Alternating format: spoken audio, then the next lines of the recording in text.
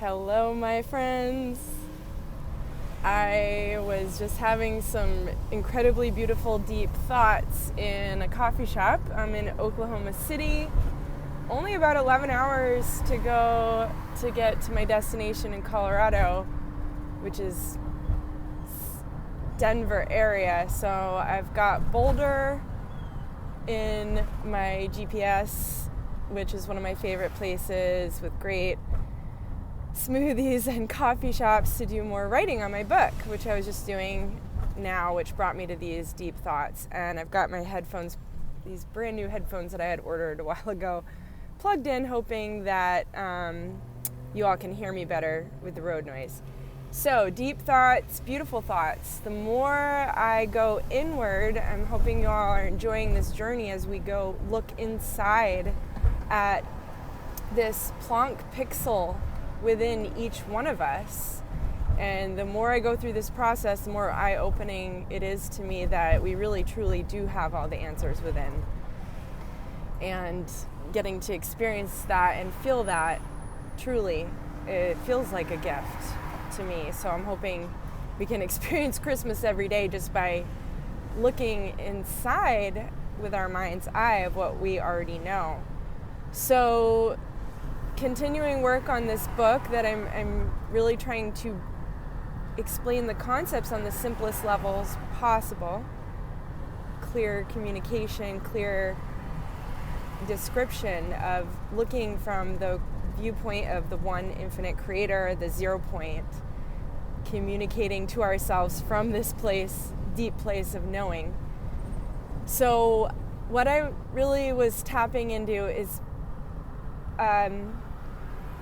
I love it, just finding myself at a place where I found in my mind's eye that really what I was doing was merging this many worlds interpretation where our consciousness is flying through these infinite spheres, each sphere being representation of fixed points in space and time.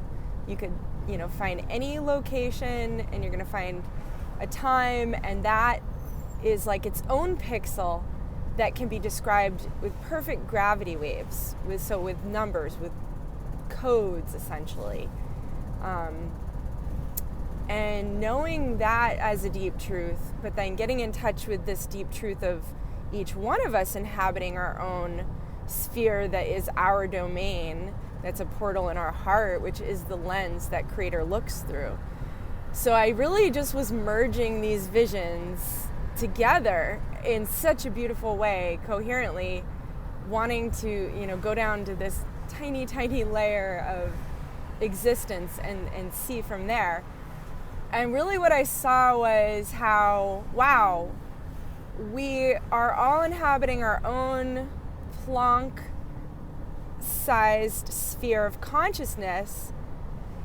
To me, it seems to be, each of these spheres of consciousness is flying through these other fixed spheres. And I've essentially been saying this, but I finally got it so clear in my head of being a fixed sphere moving to other fixed sphere locations, and that it's constantly happening. And that brings me to a fresh new potential point of awareness that feels like another deep truth. It's sort of, as I was sitting down write the book, I said, oh gosh, did we each have our own start location at this illusion of a fixed universe with a fixed beginning point and a fixed ending point? And one infinite creator saying, I'm going to play a game, I'm going to pretend there's such a thing as separation. So let's just look at one universe of separation and having fixed individual spheres that make up that universe. And so here's my question. What if each one of us had a specific location in the beginning? We will have a specific location in the end, a location in a sphere of these fixed spheres, but yet we have our own fixed sphere. I'm just going with this as it comes. So is our unique fixed sphere, does that have its own kind of resting place? Its own kind of like home location in this universe? Is that home location constant from the beginning to the end? Is our domain of our sphere also tied to a fixed point in space and time in this universe? You know, what if I get my own self into the weeds when I start going down this line of thought, but it feels wonderful in a way. It feels like my mind expanding. I hope you can experience this and look for this in your own mind. So it's almost like, what if each one of us having a domain of our sphere that can travel through these fixed points, which are also spheres, what if we have a home location, but our goal is to journey and to inhabit and to share the point of view with every other fixed sphere that's generated at the beginning of the universe? And it's this sort of game we play. So like the universe is going to have a certain number, arbitrary or not, I'm sure it's all by design. Say there's like a certain number of individual spheres, like countable number, that we could count all the spheres and be some ridiculously large number that we probably can't even fathom, but it would be like a fixed number that says, okay, this universe is this size, and that represents this many Planck size spheres within it. And the goal of this universe, it's so massive in time and space, is for every fixed sphere to inhabit the location of every other sphere. Like if we each have these home locations that we originated, and maybe that's where we end too. Maybe it's a perfect mirror image, and that once we get to a certain point of the journey, it's all just coming back to home, but maybe home is like a mirror image of where we started. It's our home location at the opposite end of the universe. What if everything I just said is true, but it's also existing in a perfect mirror to where our perfect home location has its perfect mirror opposite home location that's towards the end of it's at the end of the universe versus the beginning. And every home location there between has its own mirror image. And those mirrors have their own mirrors. So anyway, I definitely got into the weeds, but I really enjoy just taking, this is truly like sharing it with you all as it's developing in my mind. Like those thought forms just coming through just now, it's like they're unique in a way for me, and I hope for you too. Anyone that's on this part of the journey. So, okay, gosh. Well, this is kind of short. It's only been less than 10 minutes, but maybe I can talk about something different, because I do like breaking up the sort of deep thought, philosophical thought with stories, and you all seem to enjoy. I do have a lot of stories. I've been to over 20 countries in the world. I used to travel. It was always my dream to travel for my work, travel abroad, and that dream came true, even though that was quite an intense journey of its own for about 3 years working in the medical device industry. And because I just honestly can't even remember if I've shared this with you all, but that was all to do with surgery and surgical devices when I worked that sort of corporate business life, jet setting, but really it was pretty brutal. I was in always like the biggest cities and hotels and airports and cabs and offices. Sounds a lot more glamorous than the reality. The reality is pretty brutal. And I'm grateful for the experience. I got to see a lot of things and experience a lot of things that I wouldn't have otherwise, that gave me a perspective on how certain like layers of existence in our own realm, of how close that can get to survival, being in survival mode, and how much that can get into another end of like opulence and luxury, and having people that had massive amounts of money and people at their beck and call, really.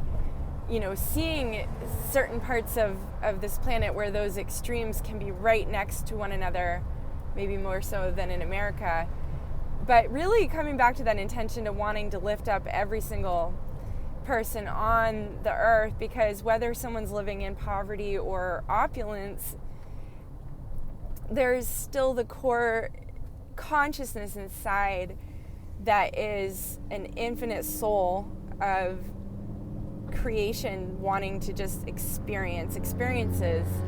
And I feel that on our planet we have come to a time where there really is no more need for poverty and survival mode and humans existing in a state of fear where we're always needing to worry about having a roof over our heads and clean water and safe, healthy food and safe environments for our families and for children and everyone around us. We really deserve that all. Everyone on earth really deserves that. I can't,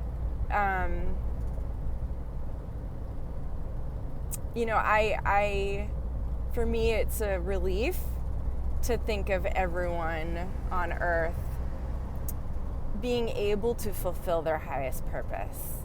And we all benefit more when everyone on earth can reach their highest potential.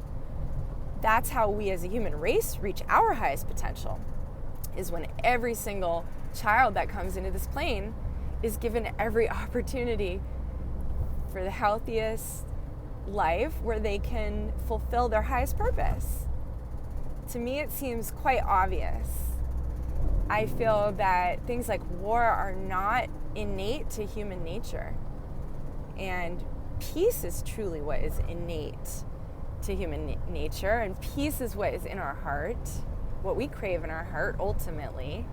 We may play games with our mind and this illusion of this avatar, but everyone fundamentally craves love and attention. No matter whether someone's creating chaos and acting out and in violence, that's really a part of their consciousness saying, see me, hear me, I want to be loved.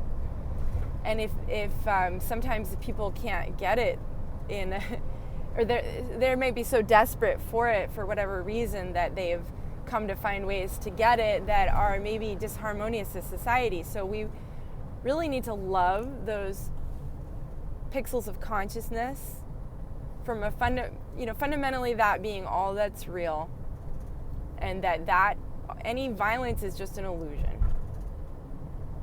We create violence so that in this illusion so that we can experience peace. That's the only reason it exists. We want extreme peace. The total parallel, polar opposite must exist somewhere, somehow.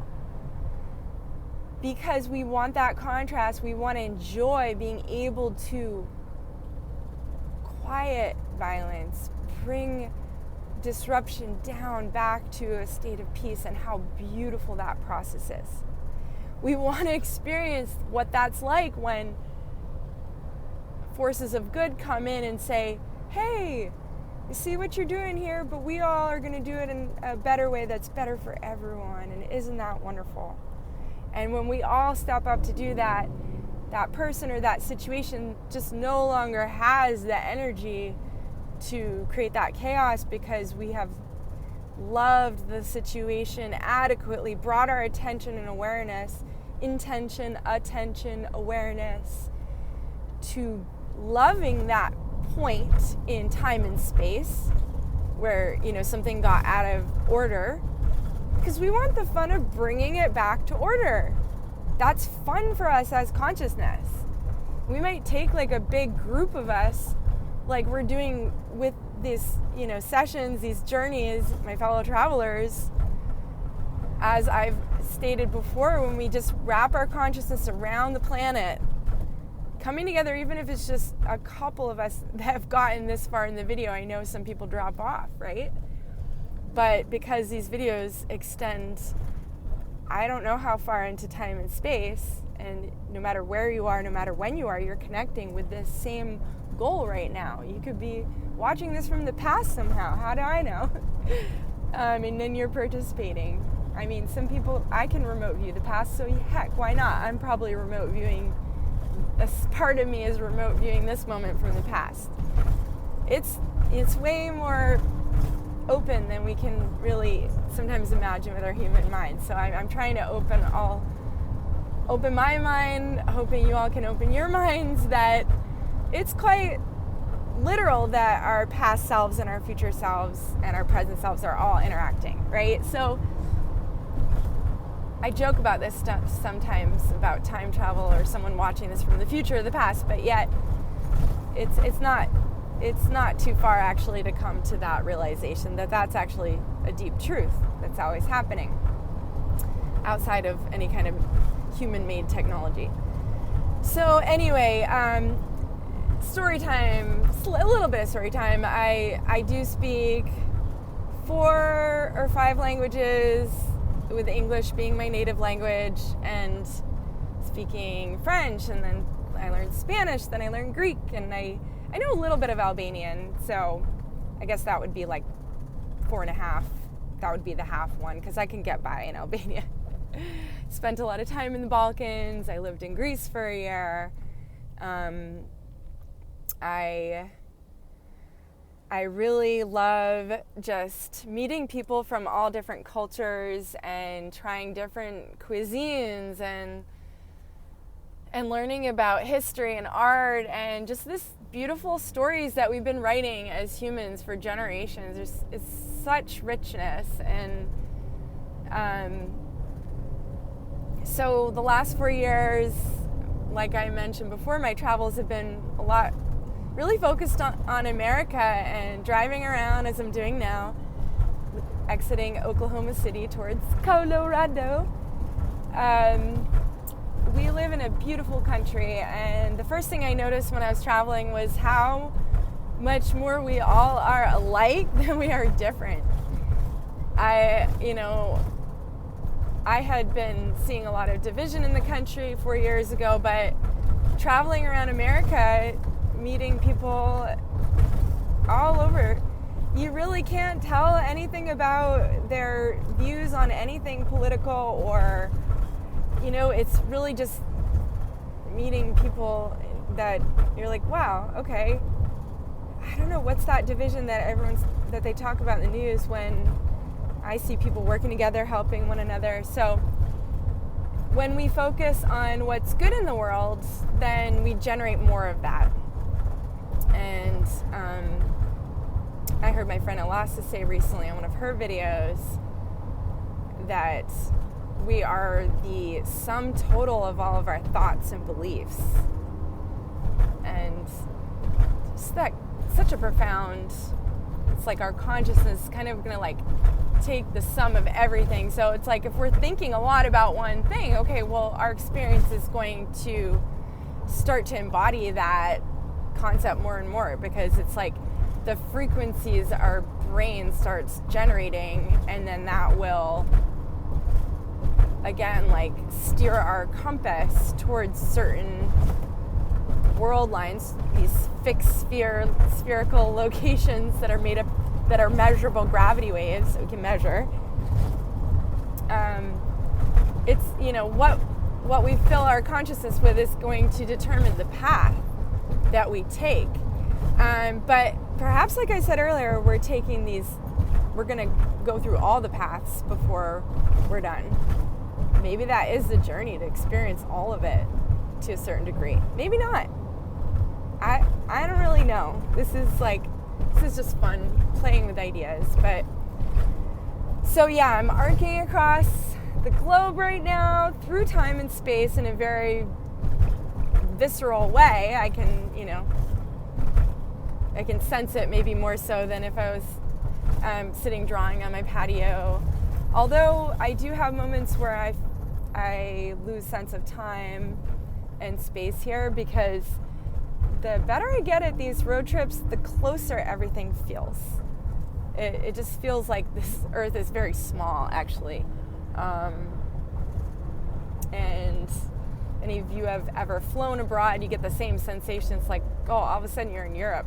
It's like, that can really feel like teleportation itself.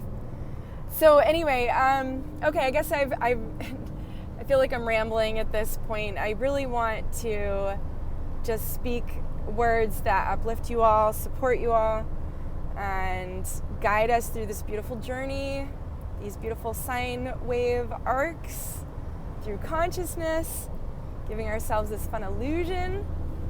And yeah, I'm just excited to share the journey with you all. I'm really, really grateful for you all being here.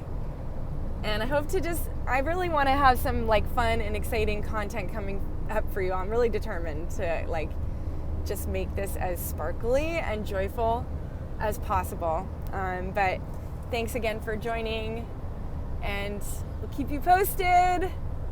Get this uploaded. I'm finding ways to work with the technology in harmonious ways. Just putting my intention to harmonize with everyone and everything. Like I said, that's one of the most powerful intentions. And just seeing everyone on our planet content and peaceful, having everything they need. The more we see this, just the better interactions we have with everyone, because we're already setting the intention that we really want them to have a beautiful life. And then at that point, people they can't help but energetically reciprocate. Once we've already set that intention, then it really does come back to us in a way that I find very immediate. And just what we put out is what we get back. Always, always, always.